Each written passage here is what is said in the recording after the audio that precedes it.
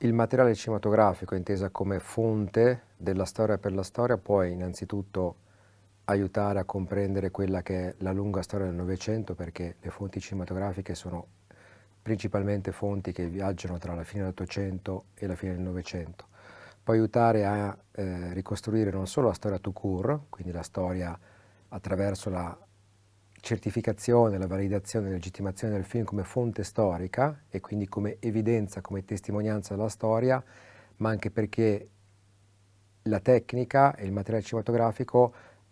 è stato per lungo tempo veicolo di tantissime altre storie, dalla scienza per arrivare a altre discipline, è stato sempre a servizio o come un nuovo strumento al servizio di altre discipline che può raccontare. Inoltre il cinema è sempre stato anche una fonte della storia perché ha contribuito a rimodellare della storia.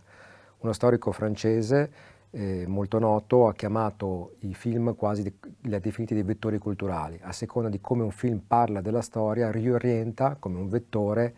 la percezione che hanno le società, le culture di un determinato momento della storia. Quindi in determinati periodi un film che parla di un certo periodo storico in un certo modo riorienta, vettorializza il modo in cui noi pensiamo a un determinato periodo storico del passato. Quindi il cinema ha anche il potere di rivicolare e riindirizzare anche il nostro pensiero anche su epoche precedenti al Novecento.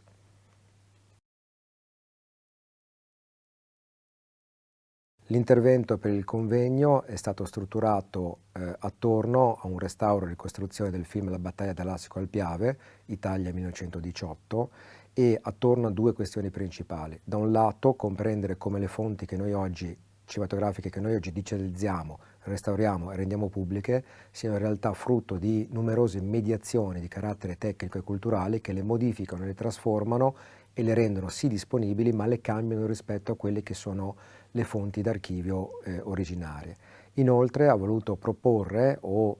pensare e proporre la costruzione di edizioni storico-critiche in forma digitali equivalenti a quelle che esistono in ambito letterario o in altri ambiti, che permettono di testimoniare sia il risultato finale, quindi il film restaurato e ricostruito, ma anche i processi di carattere storico-critico, filologico e tecnologici che hanno permesso di restituire quel testo oggi alla contemporaneità e al pubblico.